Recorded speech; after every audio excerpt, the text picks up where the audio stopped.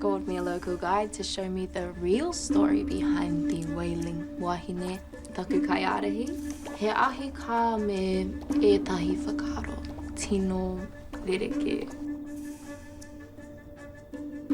E te whānau, ko te meka o te rā. Silent zones along the coast. People here say that it's a vortex of spiritual energy. Then something happens, and their energy sucks up all the sound, creates zones of silence. Tū-Motu, hangarau tau tangata, te wairua rānei o te hungamate. Kahu. It's pure physics. It's called destructive interference. Two sound waves meet, cancel each other out, and voila, dead zones. Ko Dr. Ani Tū-Motu, taku māma pūtaia. Nāna ngā pūrako I rangahau. I pūtaia ia ngā pātainui ki ngā take nei. Ka tarangahau ko tā tātou, I rongo, me ngā meka pono. Ka mahui au, māua. He pono katoa ngā whakautu. She didn't let the mysteries here hide behind vibes and whispers. Facts don't vanish just because people stop looking. Ko te taiao tonu, te pūtaiao. Kāore I tua I te pūtaiao. Who wouldn't feel a sense of magic standing on a silent beach amongst crashing waves? Kaua tātou e whai I ōna whakaro. It's about following her evidence.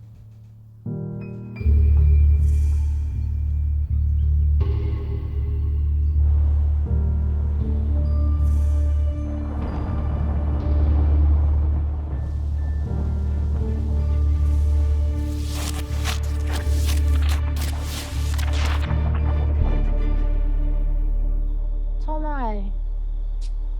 Ewa. Do not say that. Oh my. It's okay. You can do this, Kahu. Just apologize. I'll apologize, but like... Kahu. Oh. Yeah, haere atu ana. Ke te kuhu mai.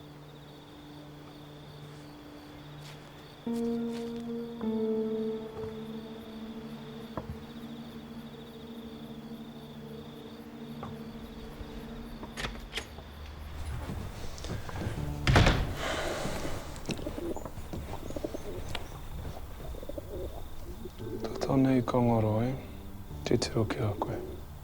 Moho au. He aha, e kōrero tāu. Wasn't personal. Anō nei pera. He aha. Me tuku whakapāha. For saying facts are more reliable than vibes.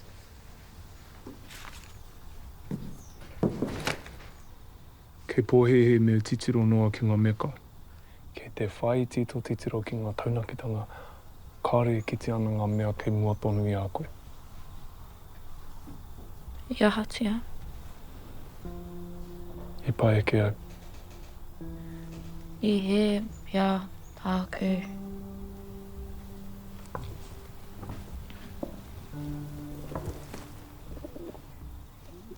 Kua rongo rānei koe mō whaia ngā hiraka? Ai, kei ngā wharikau mātua. He hai. I puta tāna ingoa I ngā kōrero a Dr. Tū-Motu. Kei te mōhio pia ia ki ngā kōrero. Pēhea ngā kaipūtaia. Māku koe hariki aia. Māna pēo ngoi koretanga e whakapakari. Ka pai. Bird whisperer. Hei a popo ne? Hei a popo.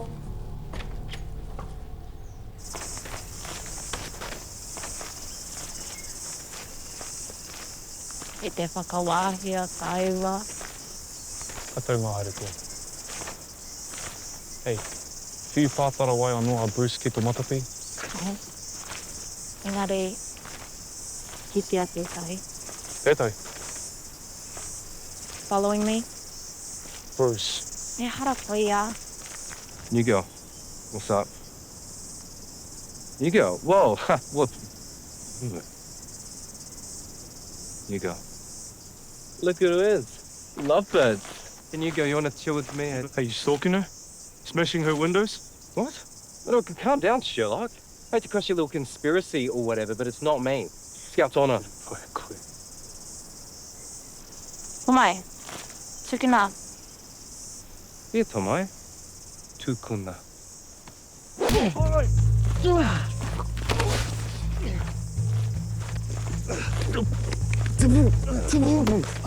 Ka tahi te hianga.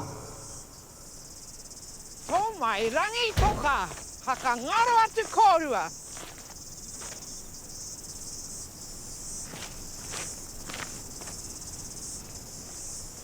Whai ngā hiraka? Ko Kahu Smith aho. Kia roha mai ki a tō mai. He feels everything too much. Ore kau kia hihi ana kia mau tōna whae iau. Engari, he pātai tāku. Dr. Ani Tū-Motu. You talked to her before, didn't you? He hanga kōrero mōna. I te rangahau ia i tātahi. Hoi anō. Ka ki te apupu ni. What were you even doing there? Were you just, what, hanging with your friends? Sort of. Ngahi Laka lives there, so. And that new girl? Why was she there?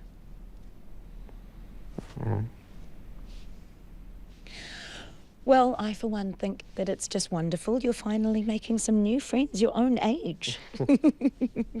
Okay, come on, tell me everything.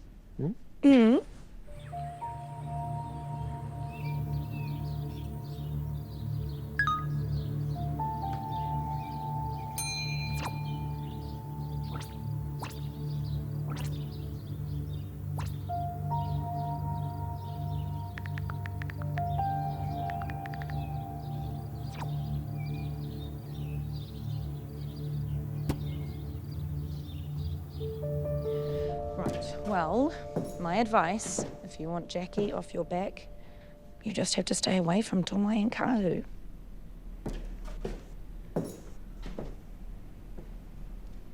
No, off you go. Son, what happened? Taringa kore.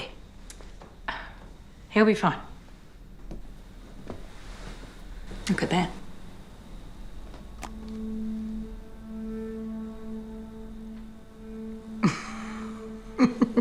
No way. Wow. We did it. You did it.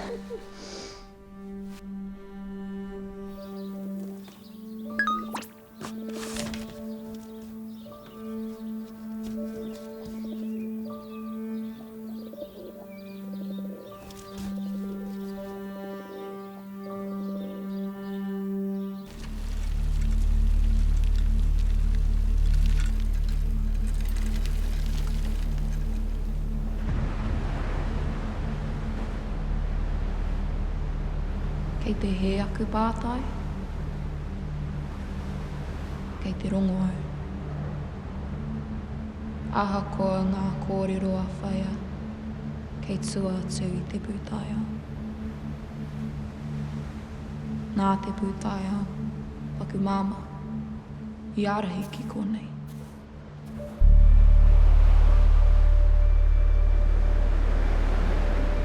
Kei konei au. Kei te pito o tēnei au, me te timatanga o tētahi atu.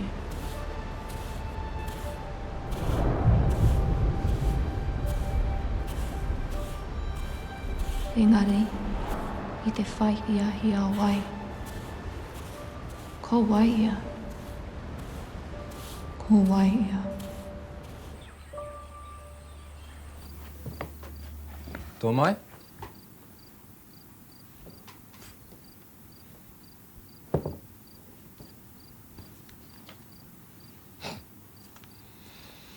Broke ass bitch.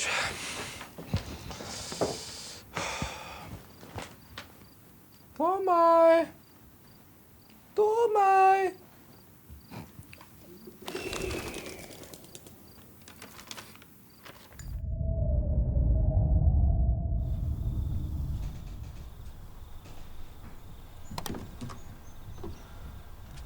Toka kills 10 in forestry accident.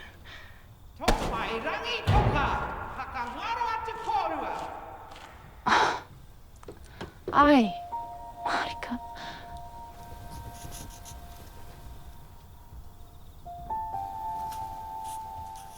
O mai rangi toka.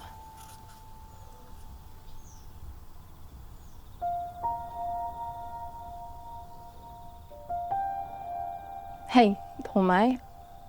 Kia kōrero tāua.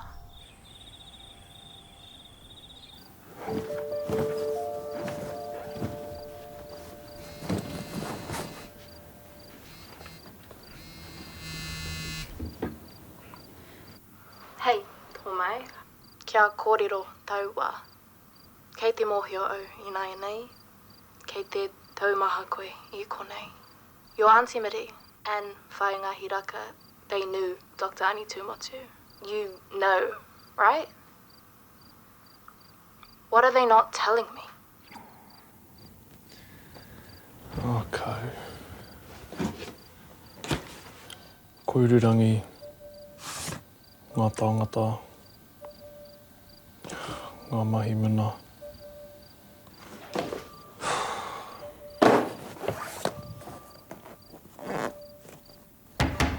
O mai rangi toka, open up.